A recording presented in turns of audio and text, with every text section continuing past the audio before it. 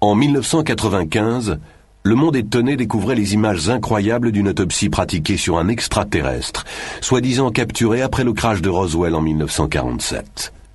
Il s'agissait du dernier et du plus spectaculaire rebondissement de l'affaire ufologique la plus célèbre du siècle.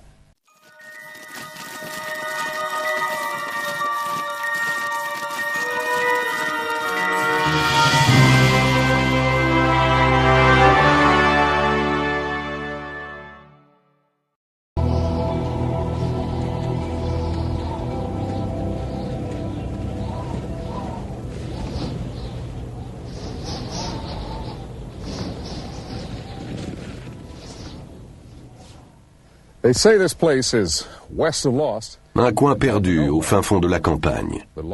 Mais il y a longtemps, plus de 40 ans, quelque chose est tombé ici. Et très vite, de Londres à Los Angeles, on entendit parler de ce ranch d'élevage de moutons dans le désert, au nord-ouest de Roswell, au Nouveau-Mexique. Ça s'est passé en 1947 et le mystère demeure aujourd'hui. Mais est-ce bien le cas? Quelqu'un, quelque part, aurait-il la réponse qu'il aurait caché tout ce temps?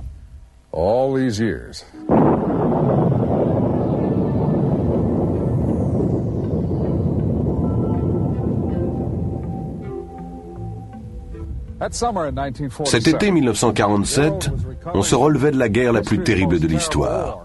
Pourtant, pour les Américains du moins, c'était le retour à la normale. Normale, un mot très intéressant.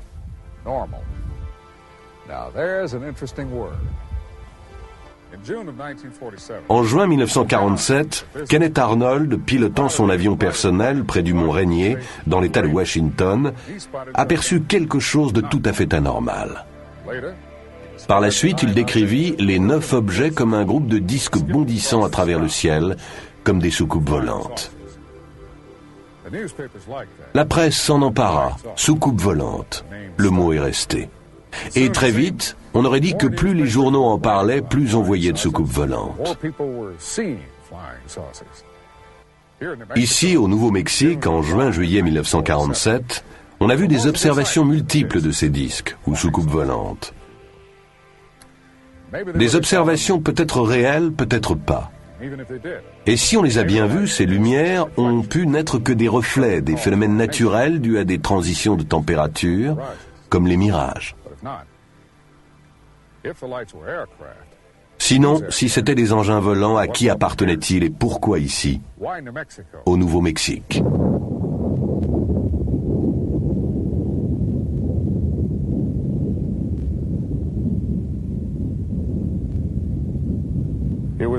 L'événement fut un désastre pour la Terre entière. Car depuis cette première bombe d'Hiroshima, nul ne se sent plus en sécurité sur Terre. Alors, c'était prévisible, lorsque les disques volants sont apparus, les militaires américains y ont vu la main des Russes. Mais d'autres avaient une théorie différente. Comme l'a écrit le grand poète John Donne, « Nul homme n'est une île ». Et s'il en allait de même de notre planète? Dans le choc suivant les premières bombes atomiques, pensait-il, par-delà ces vastes océans intersidéraux, il y aurait quelque chose à l'écoute. La première bombe atomique a explosé dans le désert du Nouveau-Mexique, près d'Alamogordo, à 160 km d'ici, au sud-ouest. C'était le 16 juillet 1945, 2 ans peu ou prou avant les premiers signalements de disques volants. Après la guerre, la recherche sur les armements et fusées se poursuivit à Alamogordo et dans une zone voisine du nom de White Sands. On dirait le Sahara. Ça ne l'est pas. On dirait du sable et ça n'en est pas. Ce que vous voyez là, c'est des dunes de gypse blanc. Illusion naturelle, voisine d'un autre lieu qui cache son jeu. Le polygone de fusée de White Sands. Après la Seconde Guerre mondiale, les États-Unis ramenèrent plus de 100 savants allemands pour travailler à la conception des fusées. À leur tête, le docteur Werner von Braun, aujourd'hui décédé. Le 16 avril 1946, une première adaptation américaine de la fusée allemande V2 était lancée du polygone d'essai de White Sands. D'autres tirs furent couronnés de succès cette année-là. le 13 juin, le 10 octobre et le 17 décembre. Le vol de décembre culmina à une altitude de 18 600 mètres.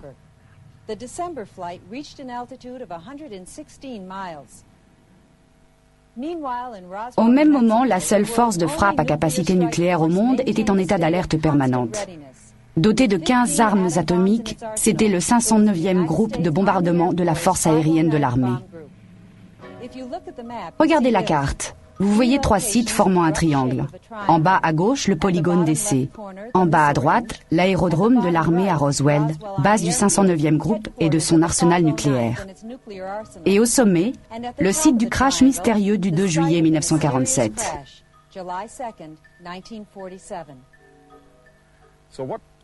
Alors, qu'est-ce qui s'est crashé ici? Un appareil de reconnaissance ennemi? Un appareil russe, genre U-2? Cela ne tient pas. Les forces aériennes de l'armée et le Pentagone sont vite intervenus pour présenter une autre version, on le sait. Mais des indications emportent la conviction. La version officielle était fausse. Là, dans ces larges espaces, dans le haut désert du comté de Lincoln, le ciel semble aussi vaste que le territoire où souffle le vent, où les moutons paissent. Et le temps semble s'armer de patience, comme l'œil du vieil Indien. Un rancher du nom de Mac Brazel s'était installé ici. Le 3 juillet au matin, il fit la découverte. Dispersé sur une aire d'1 kilomètre de long environ, sur quelques 80 mètres de large, un bric-à-brac de débris de choses. Il y en était tombé partout, dans le sable humide, dans les rigoles emplies d'eau de pluie. La nuit d'avant, un violent orage s'était abattu sur le désert. Mais Mac Brazel s'est souvenu d'un coup de tonnerre plus fort que les autres, presque trop fort pour que ça soit du tonnerre. Et là, avec ces débris jonchant le sol, il s'est demandé, le tonnerre ou une explosion? Il y avait les pièces métalliques et d'autres matériaux légers comme du papier d'alu, des fibres comme de la ficelle, et de minces tiges à l'allure de poutrelles et portant des marques qui lui faisaient penser aux symboles que les Indiens marquent dans l'argile. D'autres, les voyant par la suite, les ont comparés à des hiéroglyphes égyptiens. Mac se rappelle que les débris étaient si drus que les moutons ne voulaient pas passer par le champ. Il a dû leur faire contourner, alors que le point d'eau est à plus d'1,5 kilomètre. Il ramassa quelques pièces et les porta à ses voisins les plus proches, Floyd et Loretta Proctor. Il nous a décrit les pièces. Nous, on lui a conseillé d'aller à Roswell pour le signaler. Vous savez, il y avait une récompense pour les ovnis. À l'époque, on disait soucoupe volante.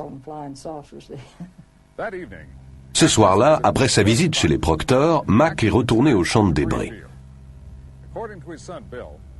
D'après son fils Bill, Mac en rapporta une grosse pièce qu'il mit à l'abri dans cette grange, toujours debout 50 ans plus tard, à 5 kilomètres au nord du lieu du crash. C'est l'origine des histoires prétendant qu'un rancher aurait trouvé une soucoupe volante et l'aurait planquée dans sa grange. Mac avait encore de l'ouvrage, et 2 jours suivants, les 4 et 5 juillet, il s'occupa de ses moutons. Puis, le 6 juillet, une fois ses tâches courantes réglées, il prit sa buick et partit pour Roswell. Mac se rend d'abord au bureau du shérif. Alors les choses se précipitent. Le shérif George Wilcox envoie 2 de ses adjoints au ranch et appelle le 509e groupe de bombardement à l'aérodrome de l'armée à Roswell. Presque aussitôt, l'officier de renseignement aérien du 509e groupe, le major Jesse Marcel, arrive au bureau du shérif. Il est escorté d'un agent du contre-espionnage en civil. Le major Marcel appelle l'officier commandant le 509e groupe, le colonel William Blanchard. Le colonel donne alors l'ordre au major Marcel, ainsi qu'à l'agent du contre-espionnage, de se rendre au ranch en compagnie de Brazel pour mener leur enquête. À l'époque, la route n'était pas en meilleur état qu'aujourd'hui. Il faisait nuit quand ils sont arrivés. Entre-temps, les 2 adjoints du shérif étaient revenus à Roswell avec leur propre version. Ils n'avaient pas pu trouver le champ de débris à les entendre. En revanche, ils avaient découvert ceci, un cercle de sable vitrifié dans un pâturage. Comme après un bombardement, Un grand cercle tout brûlé, oui. Le major, le rancher et l'agent du contre-espionnage ont passé la nuit à l'abri pastoral.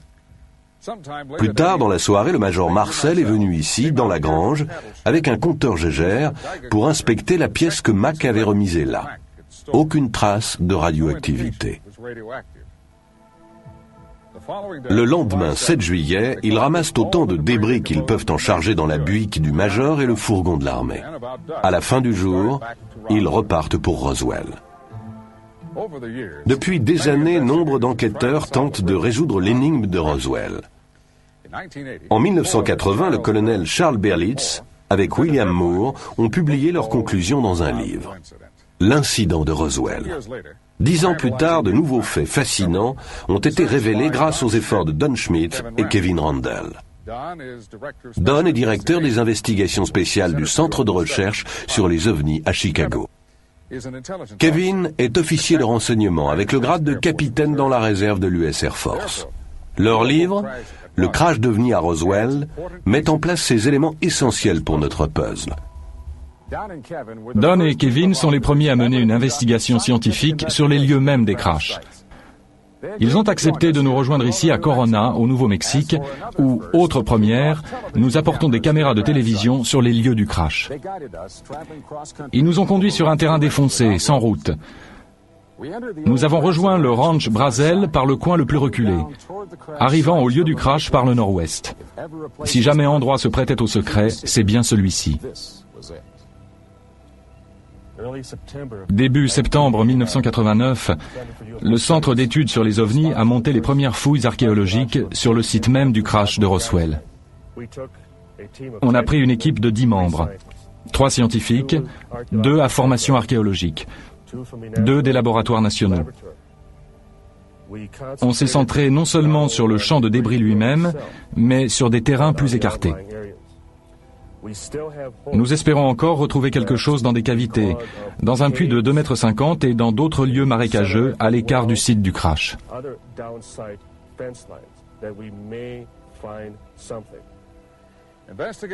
Les enquêteurs Schmitt et Randle ont établi que presque dès le départ, le colonel Blanchard et les membres de son état-major étaient convaincus que quelque part dans le désert se trouvait l'équipage de l'engin, peut-être encore en vie. L'après-midi du 8 juillet, Mac Brazel est emmené dans un appareil de l'armée au-dessus de son ranch pour aider à la recherche de l'équipage disparu ou de leur corps.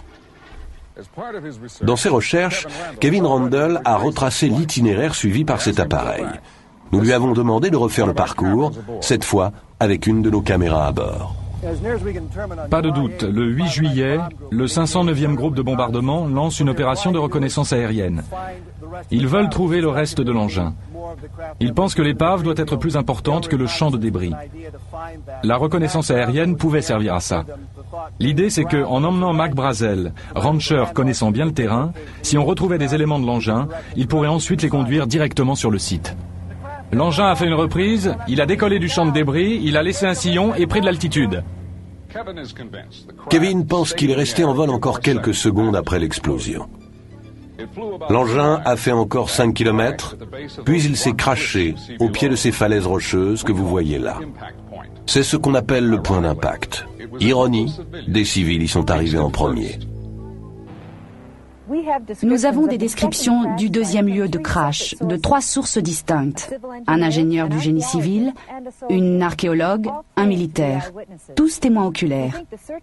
Nous pensons que l'avion de reconnaissance avec Mac Brazel à bord l'a également repéré. D'après les témoignages remarquablement concordants, on voyait ceci. Un engin volant en forme de disque écrasé au sol.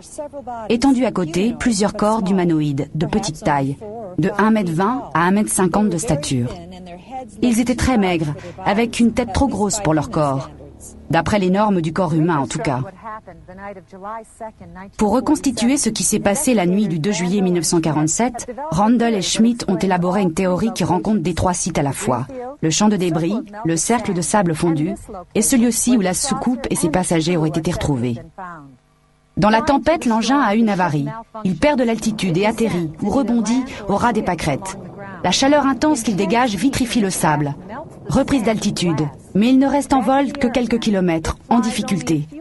Alors en perdition, l'engin vole encore, disons 3 kilomètres au-delà du champ de débris. Un voyage de plusieurs années-lumière à travers l'espace s'achève dans le désert du Nouveau-Mexique. Pour l'équipage blessé, sans ressources, la mort inéluctable. Le 8 juillet, quand le deuxième site de crash est découvert, les choses vont se précipiter. Les premiers soldats arrivés au disque découvrent que des civils les ont précédés. À la base, on reçoit des coups de fil. Ça n'arrête pas. Le monde est galvanisé par le communiqué de presse officiel. Il annonce que le 509e groupe a récupéré une soucoupe volante. Walter Haut vit toujours à Roswell. Il s'y est établi après avoir démissionné de l'armée de l'air.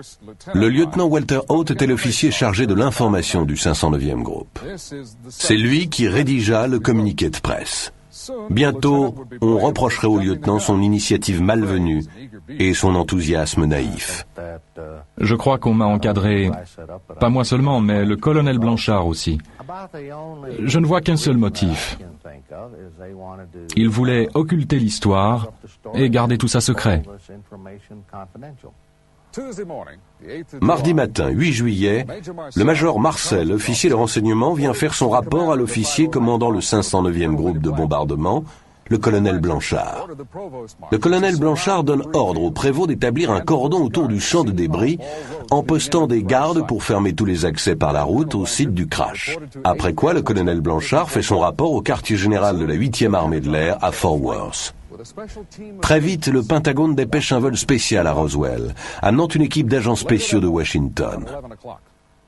Plus tard dans la matinée, vers 11h, le lieutenant Haut met la dernière main à son communiqué. Il va emporter des exemplaires aux 2 quotidiens de Roswell et aux 2 stations radio de la ville. Tout organe d'information est abonné aux services de dépêche d'agence, tels que l'Associated Press, Reuters ou United Press International. De nos jours, au Roswell Daily Record, les dépêches tombent via un ordinateur plutôt que sur des téléscripteurs. Mais même en 1947, l'information pouvait être répercutée depuis Roswell dans le monde entier en quelques minutes. Exactement ce qui est arrivé. Dès midi, ce 8 juillet, toutes les lignes téléphoniques vers Roswell sont saturées.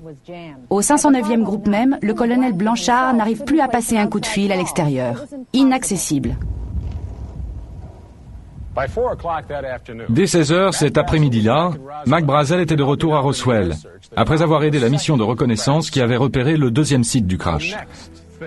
L'événement qui s'ensuivit reste un classique de foutoir militaire. L'armée ne sait plus où trouver Mac Brazel. Mais Walt Whitmore, c'est à l'honneur de la station radio KGFL, le retrouve. Voilà ce que Judd Roberts nous en dit. Il a trouvé et lui a suggéré de passer chez lui. À l'époque, c'était à l'autre bout de Roswell. On s'est dit que ça serait utile d'avoir les informations qu'on cherchait. On a pu dire, vous avez voulu le questionner et le tenir caché. Moi, plus simplement, je réponds, nous lui avons donné un lieu pour passer cette nuit-là, à l'abri de ceux qui le questionnaient. Toujours assailli d'appels, d'aussi loin que Londres ou Hong Kong, le Roswell Daily Record fait ses gros titres avec l'affaire. La présentation par le journal se basait sur le communiqué du lieutenant Haut. Mais nous le savons aujourd'hui, plus de 40 ans après, les médias étaient sur le point d'être coupés des faits, victimes d'une campagne de désinformation. Les officiers de l'armée retrouvent Mac Brazel et le mettent en détention à domicile. Des heures d'interrogatoire serrées allaient suivre, et on le soumet à un examen médical complet. Puis, le 9 juillet, à la station de radio KGFL, Walt Whitmore reçoit un coup de fil personnel de Washington. Il reçoit consigne de ne rien faire passer sur les ondes de son interview de Mac Brazel. On nous a fait comprendre que si nous voulions conserver notre licence, il serait bon de ne rien diffuser. Sinon, nous avions 24 heures pour nous trouver un autre job que la radio. Puis, les officiers de l'armée perquisitionnent les bureaux de tous les journaux et stations radio de Roswell, emportant tous les exemplaires du communiqué et tout autre matériau ayant trait à cette histoire. Alors, le 9 juillet, Mac Brazel, sous escorte d'officiers, se présente aux locaux de KGFL avec une version toute nouvelle. Rien à voir avec ce qu'il avait raconté à Walt Whitmore pendant qu'il l'abritait. Depuis des siècles, les Indiens du Nouveau-Mexique adorent le soleil, donneur de vie, gardien de la voûte céleste.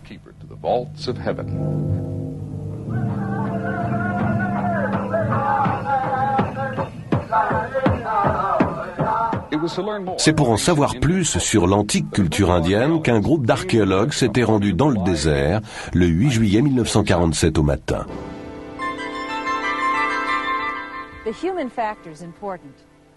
Le facteur humain est important. Les gens ne se taisent pas pour toujours. Mais de la poignée de témoins qui ont parlé de ce qu'ils ont vu ici au 2e site de crash, la plupart sont morts aujourd'hui, emportés par la maladie ou la vieillesse. Nous ne pouvons que rappeler qui ils étaient, leurs multiples différences, et aussi le fait qu'ils disent tous avoir vu les mêmes choses. Un engin volant apparemment non produit sur Terre et des créatures n'ayant pas l'air d'être nées sur notre planète. Une fois le 2e site de crash repéré, l'armée fit très vite. De l'avion où il était embarqué, Mac Brazel guida les hommes de troupes dans leur approche. Mais avant que l'armée n'arrive, un ingénieur du génie civil faisant un relevé pour un programme d'irrigation était tombé sur le site par hasard. Son nom, Grady Barnett. De l'accord de tous, une personnalité bien carrée. Proche de Barnett, Vern Maltese se rappelle son ami évoquant sa découverte des corps et sa description de ceux-ci. Il m'a dit « Bon, je vais te raconter quelque chose que je ne suis pas censé divulguer. » Il a trouvé cet objet au sol qui était de la forme d'une soucoupe volante éventrée. Alors il est sorti de son camion et il est allé voir. Et il y avait 4 humanoïdes gisant par terre. Ils étaient couverts d'une sorte d'ensemble de couleur terne, haut de 90 à 120 cm. Ces habits étaient très ajustés et ils les couvraient entièrement, sauf la tête et les mains qui étaient découvertes. La tête était sans cheveux, un peu en forme de poire. Les mains étaient nues.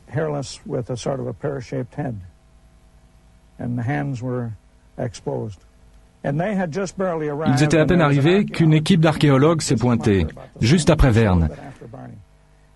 Alors les militaires sont arrivés. Ils ont cerné l'endroit. Ils ont appelé les équipiers d'Orwell, de la mission archéologique, et Barnett. Et ils leur ont donné l'ordre de ne jamais divulguer ça. Ils ne devaient en parler à personne, oublier tout ce qu'ils avaient vu. Barnett a déclaré qu'il était tout près des corps, presque à les toucher, lorsque le groupe d'étudiants et d'archéologues est arrivé. Si l'histoire est véridique, voilà un groupe idéal de témoins, ayant toutes les qualités requises, détenteurs d'éléments concrets de conviction. En d'autres termes, on aurait là ce qui constitue une preuve. Mais qu'est-il arrivé ? En moins de temps qu'il n'en faut pour le dire, l'armée a tout pris en main. Ils ont recouvert les corps, regroupé les étudiants, les archéologues et ingénieurs à l'écart, les forçant à se détourner de la scène. C'était là une affaire touchant à la sécurité nationale. Personne ne devait en parler. Si l'un d'eux le faisait, les autorités le sauraient, et elles sauraient le retrouver.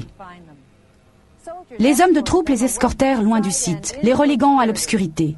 Grady Barnett a bien parlé des corps à son patron, mais la réaction se résuma à l'incrédulité. Après quoi Barnett tint pour lui la plupart des détails, n'en parlant qu'aux membres de sa famille et à son ami proche, Vern Maltese. Grady Barnett est mort en 1969. Quant aux archéologues et étudiants, on ne les revit plus. Repartis sans doute pour l'une des grandes universités du Nord-Est. Des années durant, nul ne savait où les trouver. Puis en 1979, une femme atteinte d'un cancer fit une déposition sur son lit de mort à l'une des infirmières de l'hôpital local de Saint-Pétersbourg en Floride. J'étais infirmière dans un service pour patients en phase terminale. Un jour, je vais donner son bain à une patiente. Elle était plus alerte que d'ordinaire. Elle se comportait d'une façon très soupçonneuse. Elle me demande de tirer les rideaux.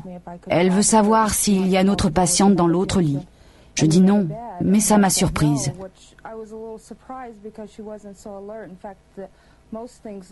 Elle n'arrêtait pas d'appeler un certain nom. Elle s'est mise à me parler. Elle me dit qu'il y a une chose qu'elle devait dire à quelqu'un. J'ai gardé ça longtemps, me dit-elle.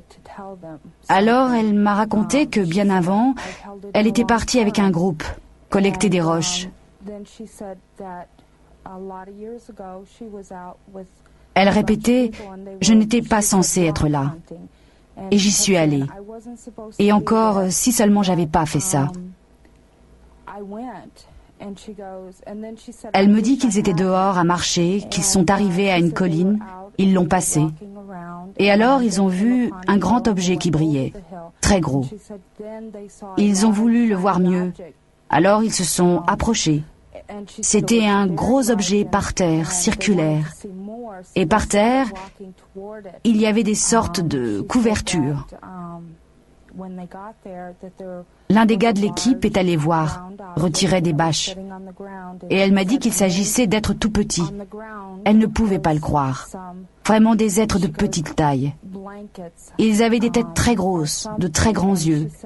Et ils étaient couverts d'une sorte d'étoffe brillante. Je me rappelle pas si elle a parlé d'une couleur. Je crois qu'elle a dit bleu, mais là je ne me souviens pas vraiment maintenant. Mais c'était si brillant que c'était comme du liquide ou du vif argent. Mais alors elle s'est montrée très ennuyée. Elle m'a dit « Vous n'en parlez à personne, jamais à personne ». À ce moment-là, elle a juste commencé à regarder dans la pièce. Elle avait un comportement très paranoïaque et elle m'a dit « Parce qu'ils peuvent toujours vous retrouver ».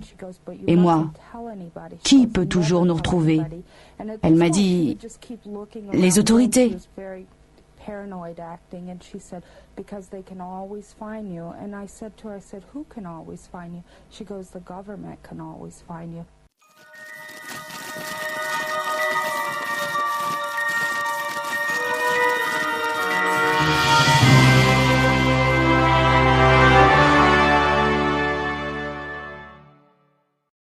Deux jours après l'arrivée de McBrazel à Roswell, les rumeurs se répandent comme un feu de brousse.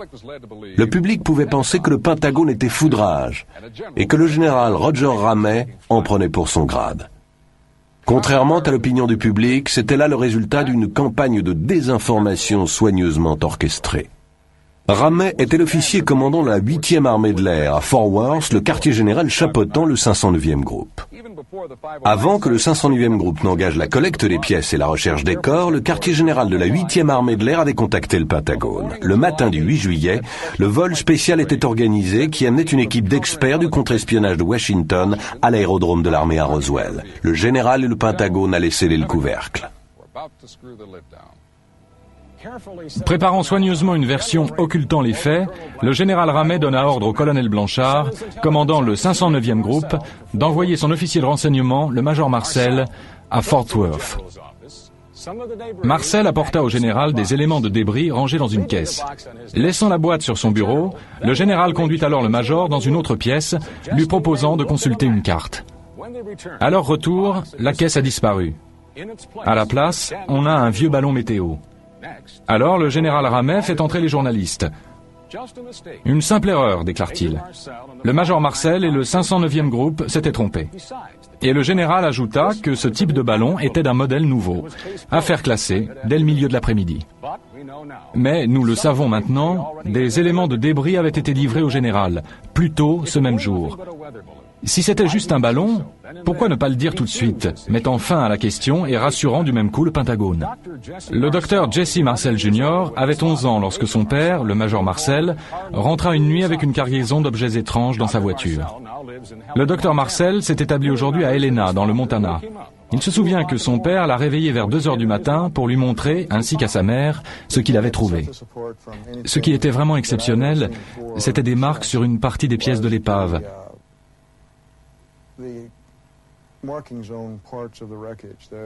Sur les poutrelles en nid, la structure, il y avait comme de l'écriture.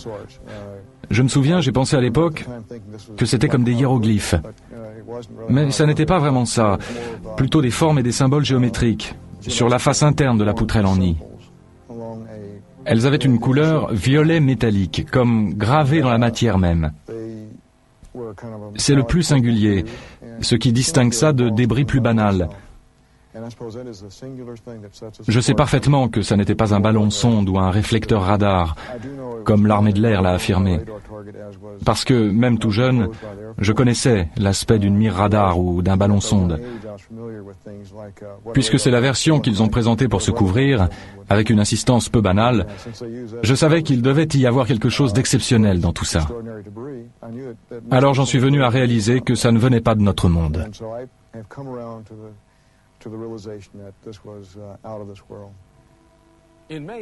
En mai 1980, le docteur Marcel a accepté d'être mis sous hypnose. C'était une tentative par Don Schmitt et ses collègues pour récupérer des souvenirs enfouis dans l'inconscient du docteur, pour voir clairement, à nouveau, les symboles indéchiffrables sur ces tiges à allure de poutrelle.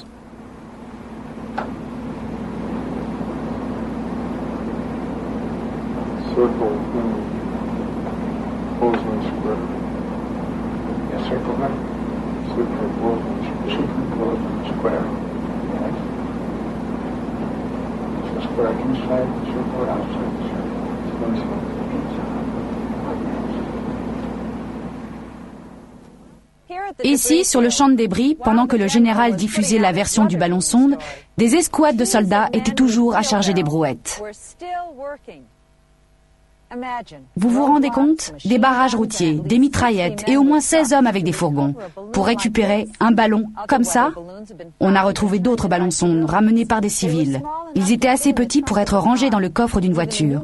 Même le nouveau modèle de ballon évoqué par le général y serait rentré. D'ailleurs, Mac Brazel a déclaré qu'il savait de quoi les ballons sondes avaient l'air. Il en avait déjà retrouvé sur son ranch. En dépit des pressions militaires, Mac était formel. Les débris sur le champ que ses moutons ne voulaient plus traverser étaient quelque chose d'autre. Et bien sûr, les ballons sondes n'emportent pas de passagers. Pas même de petite taille, comme ceux que l'on aurait retrouvés au deuxième site de crash. Mais pour en revenir aux rumeurs qui se propageaient à Roswell, si des corps avaient effectivement été retrouvés, serait-il vrai que l'un d'entre eux eût été encore en vie?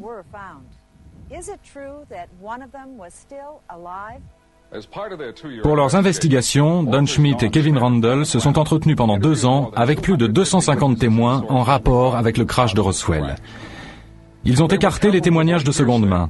Ils ont éliminé les sources peu fiables, suspectes d'exagération ou d'informations fantaisistes.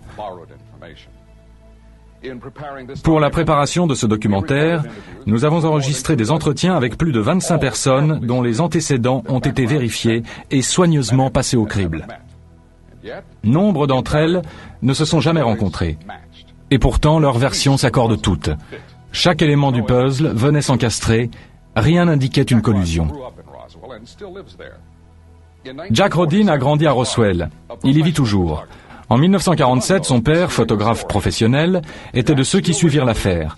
Jack se rappelle toujours 4 mots énigmatiques. Un jour ou 2 après l'annonce de la version du ballon météo, je l'ai interrogé là-dessus. Je voulais savoir ce qui se passait vraiment, ce qui s'était produit. Et il a prononcé ces mots. Ils l'ont tué.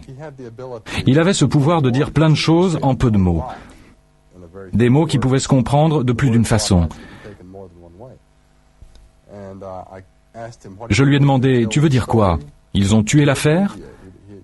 Et lui n'en voulait pas démordre. Il répéta seulement, ils l'ont tué. Et moi, ils ont tué quelqu'un? Alors je ne pouvais pas insister. Je me suis abstenu. Mais je n'ai pas oublié. Frankie Rowe a tenté de ne pas se souvenir. Elle affirme avoir reçu des menaces. Elle devait tout oublier sur l'incident sous peine d'être séparée de sa famille ou d'être mise en prison. Mais des années plus tard, à mesure que des pans de l'histoire étaient publiés, les souvenirs de Madame Rowe sont revenus en force. Les souvenirs et la colère. À présent, elle est convaincue que le public américain a le droit de tout savoir, toute l'histoire, et même de petits fragments, comme ces fragments de métal qu'elle a vus et qu'elle a touchés. Il a sorti sa main de sa poche. Il tenait un morceau de ce matériau roulé en boule, une boule minuscule. Il l'a laissé tomber sur la table. Ça s'est répandu comme du liquide ou du mercure, sans un pli. On a tous pu le toucher, le ramasser. On pouvait le plier, pas de froissement, pas de bruit. C'était très mince, très brillant, comme de l'argent. Un carré de 30 cm. Et je n'ai aucune idée de ce que c'est devenu.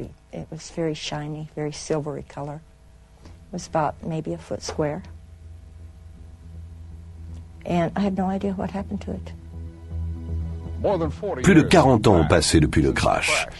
Les autorités s'en tiennent toujours à la même version officielle. L'autorité militaire oppose toujours un mur de dénégation. Pourtant, depuis quelques années, quelques fissures sont apparues dans ce mur. Le major Marcel allait en reparler avec son fils, pour dire que non, ça n'était absolument pas un ballon météo. Et tout à coup, un officier à la retraite de l'armée de l'air révèle à sa femme un étonnant secret. Mais d'abord, présentons l'histoire de Brownie. Melvin A. Brown était sergent au 509e groupe au Nouveau-Mexique au moment du crash. Par la suite, il fut muté en Angleterre. Il épousa une Anglaise et à l'âge de la retraite s'établit avec sa famille dans la banlieue de Londres. Au fil des années, à plusieurs reprises, il évoque pour les siens des bribes d'une étrange histoire. Mais sur son lit de mort, en 1982, Brownie livra le reste de son secret et révéla le numéro d'un compte en banque confidentiel. Aucune trace de fonds pour ses proches. Et le numéro de compte n'apparaît nulle part. Cependant, sa famille se demande toujours s'il y aurait de l'argent qui les attend quelque part. Il se demande et se rappelle les paroles de Brownie. Un peu comme si, une fois raconté son histoire, il l'avait regretté. Tous les soldats disponibles au sol, là je cite ses propres termes, je m'en souviens, tous les soldats disponibles au sol ont dû aller dans le désert où une soucoupe volante était tombée. Ils ont tous dû monter la garde autour de cet endroit et tout surveiller autour, sans funer. Apparemment, un type a quand même été voir et ils ont soulevé la bâche. C'était des fourgons à bâche intégrale. Je ne sais pas ce qu'il voulait dire. Sans doute une histoire de bâche. Ils ont imité l'autre. Ils ont soulevé les bâches et ils ont vu 2 corps, je crois. Mais ma sœur dit 3 corps. Là, on n'est pas d'accord. Ils ont vu des corps d'une taille de 1,20 m, pas plus, peut-être moins. Des têtes bien plus grosses que d'ordinaire, des yeux bridés et la peau jaune.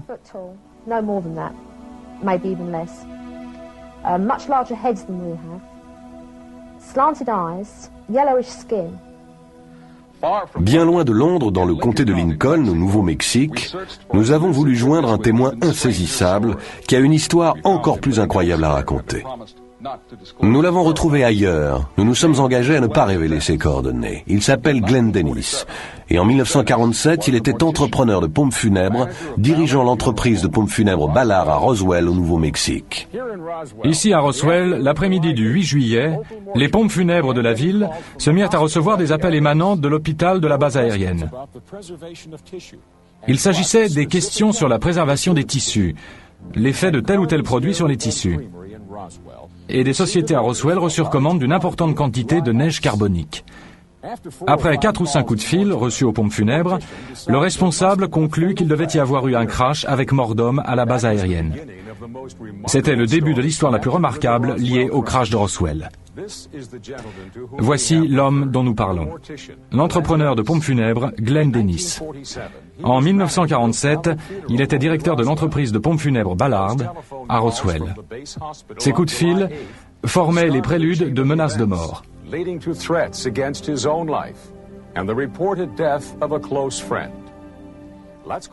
Revenons donc à cet après-midi du 8 juillet. Au coup de fil suivant, que j'ai dû recevoir 40 ou 45 minutes plus tard, il me pose des questions sur nos préparations. Comment nous faisons pour préparer les corps qui ont été exposés aux éléments ou bien gravement décomposés? Comment on traite les corps de brûlés? Les cas hautement traumatiques. Notre procédure pour ça. Question suivante.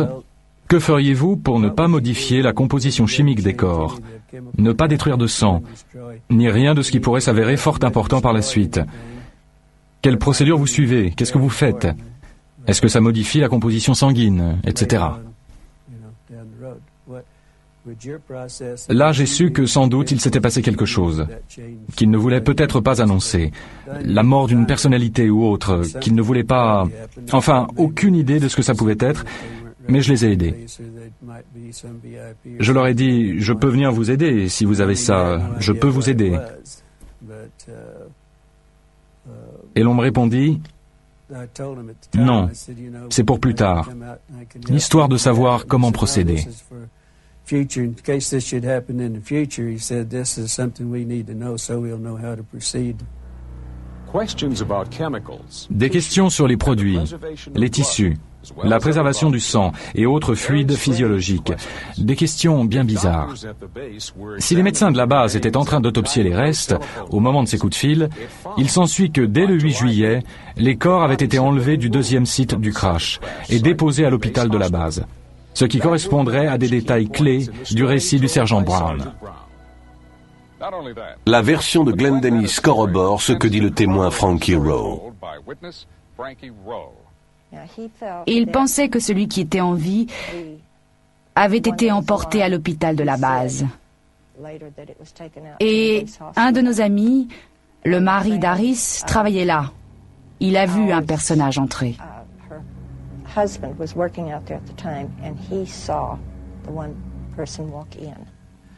Plus tard dans l'après-midi, Glenn Dennis amène un aviateur blessé à l'hôpital de la base suite à un incident de circulation. Entrant en salle d'urgence, Dennis vit des débris à l'arrière d'une ambulance de l'armée garée là. Ce que j'ai remarqué d'insolite à ce propos, c'était des inscriptions ou une bordure autour du fragment, une dizaine de centimètres, mais ça suivait le bord de ce fragment d'épave. Et à ce moment, une fois rentré, j'ai songé à quoi ressemblait ce fragment. Ça m'a fait penser à une inscription égyptienne, peut-être des figures. After I got back, I got to thinking about this and what the border looked like, and it kind of reminded me, reminded me of an Egyptian inscriptions of figures and whatever. Et là, une autre pièce de notre puzzle se met en place.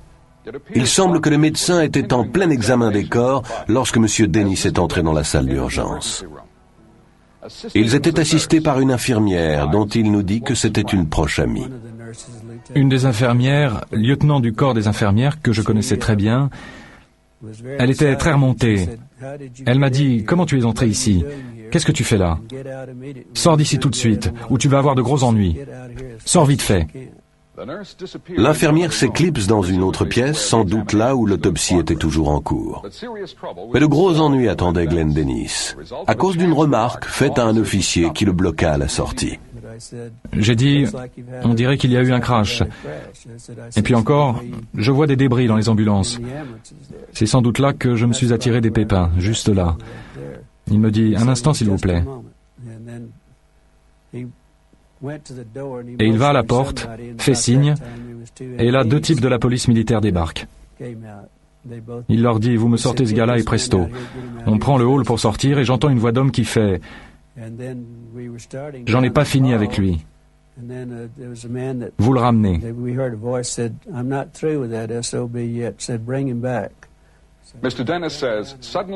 Monsieur Dennis déclare qu'on l'a brusquement fait entrer dans une pièce où il se retrouve face à 2 hommes qu'il n'avait jamais vus jusque-là, un sergent de l'armée et un capitaine aux cheveux roux. Un échange animé s'ensuit où Dennis affirme que tous les 2 l'ont menacé de mort.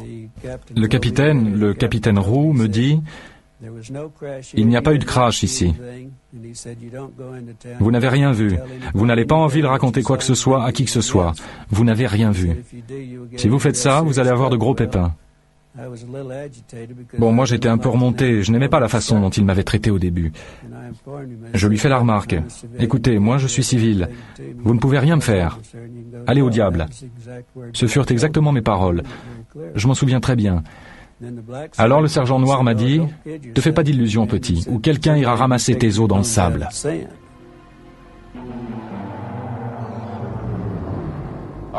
Le capitaine de l'armée Anderson s'est tu fort longtemps. Il ne s'est exprimé qu'après avoir vu que d'autres avaient rompu le silence. Il était alors à la retraite installé en Californie. Il y avait une rumeur depuis longtemps. L'un des pilotes assurant un vol au départ de Roswell aurait vu les corps. Mais ce n'est qu'en 1982 que la rumeur devint réalité. Lorsque Papy Henderson parla enfin, il dit à sa femme, « Ça fait des années que je brûle de te le dire. »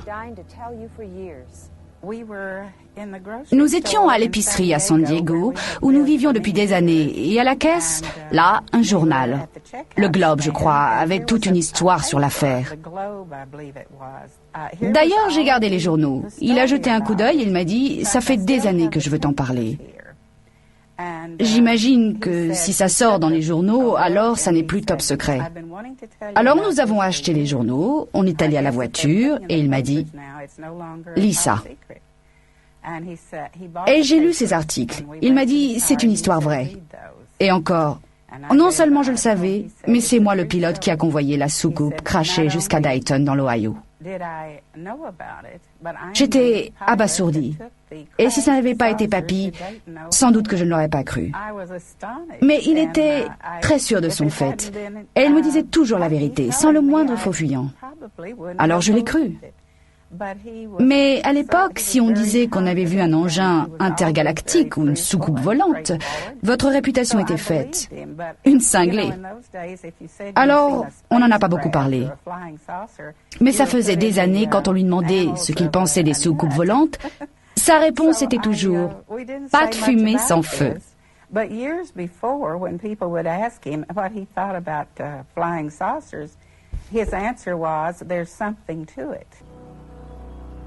Près de 50 ans plus tard, la version officielle n'a toujours pas varié. Mais qu'un vaisseau spatial se soit écrasé ou non au Nouveau-Mexique, une chose reste certaine. Les histoires touchant à l'incident ont été ensevelies depuis des dizaines d'années sous plusieurs strates de secret, ce qui amène à la question la plus fascinante de toutes. Pourquoi ? La preuve de l'existence d'une vie intelligente sur une autre planète ruinerait-elle notre civilisation? Mettrait-elle à bas l'édifice de la science? Minerait-elle la religion? Est-ce cela que l'on craint? Il y a des siècles, ces mêmes craintes motivaient les adversaires de Copernic et de Galilée, qui ont révélé les vérités de base que tout écolier sait de nos jours, que le Soleil est le centre de notre système solaire et que la Terre tourne autour de lui. Ou bien y a-t-il encore autre chose? Les visiteurs, à supposer qu'il y en ait, pourraient-ils être des prédateurs, sans égard pour les vies et les souffrances humaines? Nos leaders nous ont-ils protégés d'une vérité terrifiante? Même alors, quel intérêt présentent pour nous tous ces secrets? Quelques décennies de fausse tranquillité? Eh bien, les choses évoluent. Alors que nous en sommes au terme du XXe siècle, nous sommes arrivés à la fin du temps de l'innocence. Les gens exigent la vérité. Et pourtant, c'est une vérité qui pourrait nous ébranler. Nous ne serons peut-être plus jamais assurés d'être maîtres chez nous, ici sur Terre, ni même tout à fait certains d'être seuls dans l'univers.